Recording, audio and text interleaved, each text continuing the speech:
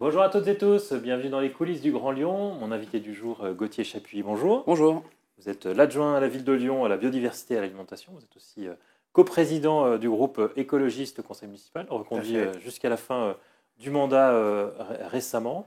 En mars dernier, oui. L'actualité politique, c'est Grégory Doucet qui a fait le choix de se séparer de son adjointe à la culture, Nathalie Perrin-Gilbert. Est-ce que c'est la crise dans la majorité? Alors non, on ne peut pas parler de crise dans la majorité. Je vous rappelle que le conseil municipal, c'est 73 élus conseillers et conseillères municipales. Sur ça, la majorité, il y a 41 élus écolos, 6 élus Lyon en commun et 4 élus PS ou affiliés à la gauche. On ne peut Vous pas dites vraiment que, parler. quoi qu'il arrive, vous n'avez pas besoin des partenaires de gauche pour avoir la majorité. Non, non, je dis juste qu'on ne peut pas parler de crise dans une individualité finalement qui s'est révélée se mettre d'elle-même de côté de la majorité. Bien sûr que le souhait, c'est de continuer à travailler avec les groupes de la majorité, que ce soit Lyon en commun ou le PS. C'est des partenaires qui partagent nos valeurs, en fait, avec qui on a construit un projet commun en 2020. On a eu le temps d'ailleurs de le construire, puisque entre les deux tours, il y avait le Covid, donc les deux tours ont duré, l'entre-deux tours a duré longtemps, donc on a eu le temps d'échanger, de construire, de co-construire un projet commun. Et aujourd'hui, c'est tout naturellement qu'on souhaite continuer avec ces forces-là. Simplement, le cas de Nathalie Perrin-Gilbert, c'est une individualité finalement qui se met à l'écart du collectif d'elle-même, qui décide de rompre la confiance qu'il peut y avoir avec le maire de Lyon. Et la décision, du coup, elle est assez naturelle finalement. Vous dites qu'elle se met à l'écart, mais c'est le maire de Lyon qui a décidé de se séparer d'elle. En toute Il y avait une responsabilité, urgence.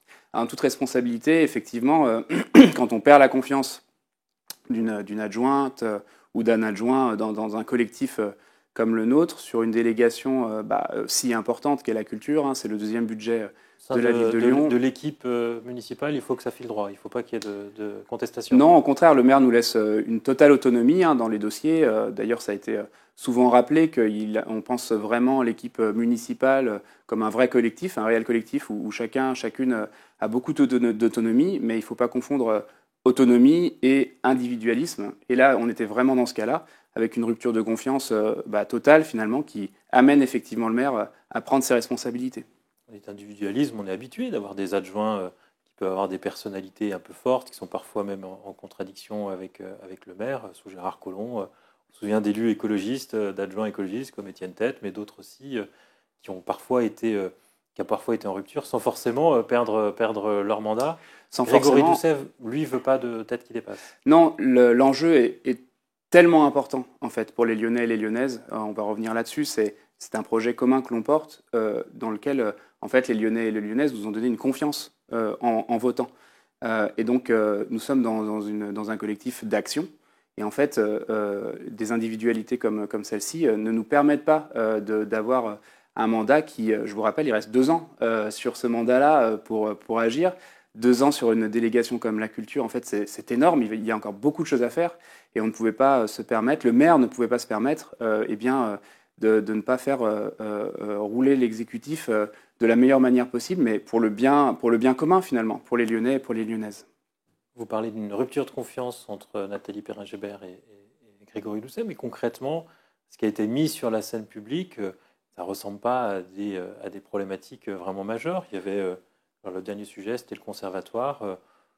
Tout le monde dit qu'il y a des difficultés de direction dans ce conservatoire. Elle fait le choix de se séparer du directeur. Oui. Et vous estimez qu'elle n'aurait pas dû. Alors, c'est pas si simple pour le conservatoire. Il y a également des alertes qui nous sont remontées de la part de l'intersyndicale sur des risques psychosociaux, sur effectivement un problème de gouvernance. Nos élus, d'ailleurs, ont demandé des enquêtes à ce niveau-là pour faire toute la lumière et objectiver le sujet en toute transparence et en demandant à la présidente de se mettre en retrait durant cette étude-là pour mettre tout le monde en sécurité, les élus, la présidente, comme les agents et comme les agentes. Il y a des accusations de harcèlement au travail qui la concernent, auxquelles vous donnez du crédit, puisque vous souhaitez qu'il y ait une enquête indépendante et qu'elle se mette en retrait dans ces cas-là, cette enquête-là. Dans ces cas-là, quand il y a une alerte qui est levée, de notre responsabilité d'élus, c'est de faire toute la lumière pour objectiver, pour voir où est la vérité. Et justement, de ne pas prendre de décision hâtive dans un sens ou dans un autre. Et c'est exactement ce que nous avons demandé. Une mise en retrait pour pouvoir faire toute la lumière sans politiser le sujet. Et c'est ce que nous avons demandé. Maintenant, les enquêtes vont continuer malgré la démission, parce que Nathalie Perrin-Gilbert a démissionné avant au conservatoire. Donc les enquêtes vont continuer et on verra du coup ce qu'il en est en toute transparence et on en tirera les conséquences le moment venu. Mais il n'y a pas que le conservatoire finalement où il y avait un sujet. Sur le conservatoire, c'est-à-dire qu'il y a un peu une jurisprudence maintenant, dès lors qu'un adjoint est mis en cause pour une accusation de harcèlement. Il y a vraiment un communiqué de presse qui est sorti avec. C'est la même règle. Ce sera votre jurisprudence. C'est la même règle. Chaque fois qu'un adjoint est mis en cause, c'est la même règle. Il devra se mettre en retrait le temps de l'enquête. Qui a été appliquée jusqu'alors et qui le sera, bien sûr. En fait, il en va finalement du bien-être de tous et toutes et de la mise en sécurité de tous et toutes, mais élus comme agents, en fait, comme cabinet, etc. C'est fondamental pour le projet que l'on porte. Et encore plus en tant qu'écologiste, c'est comme ça que l'on réfléchit. On ne peut pas avancer sur le fond des sujets écologistes sans avoir également un respect de la forme et de la manière dont on fait de la politique. Je crois qu'on l'a bien prouvé là-dessus. Et encore une fois, c'est sans politiser le débat, c'est d'avoir un regard objectif finalement sur ce qui s'est passé et sur ce qui s'y passera pour apaiser tout cela. S'il y a une enquête sur la gestion des collaborateurs politiques dans le cabinet du maire, il faut que le maire se mette en retrait ?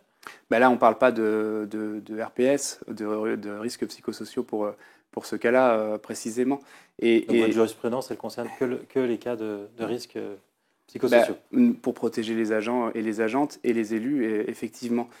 Sur la rupture de confiance, il n'y avait pas que ça. Il y avait également déjà, ne serait-ce que ces sorties presse et les documents internes qui pouvaient fuiter, mais elle le dit elle-même finalement dans l'article de vos collègues du Progrès du début de la semaine, en disant que ça faisait longtemps finalement qu'elle n'avait plus confiance dans les écologistes, qu'elle ne voulait pas partir avec nous en 2026. Nous, ce n'est pas notre souhait. On a vraiment envie de construire une majorité qui aille jusqu'au bout et puis qui puisse construire aussi un chemin commun pour après, pourquoi pas. Et cela, en le sortant 2 ans avant la fin du mandat, malheureusement, ça montrait un moment de rupture qui était pas rattrapable. C'est la question de qui pourra la remplacer sur une délégation extrêmement importante.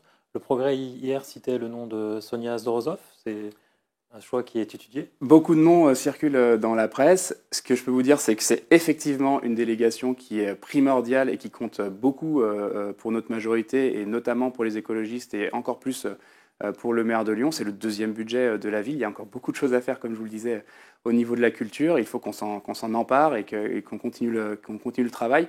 Aujourd'hui, rien n'est arrêté. Sincèrement, c'est la décision du maire qui primera in fine.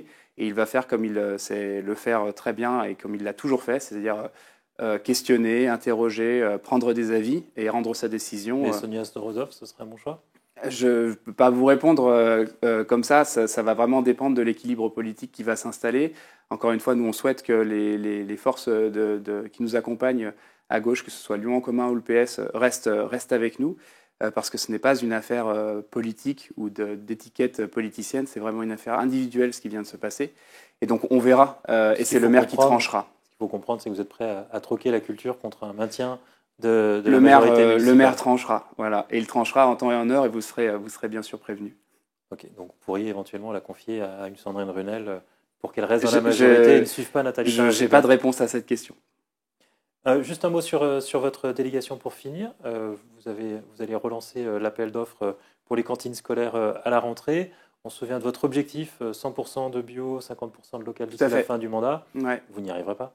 Alors, dans le mandat, ce que l'on a lancé en 2022, c'est des paliers 50, 55, 65, 75 de bio sur les produits.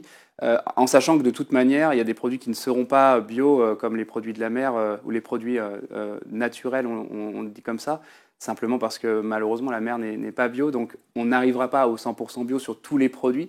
Par contre, ceux où on peut aller chercher 100%, c'est notre objectif toujours, on y croit.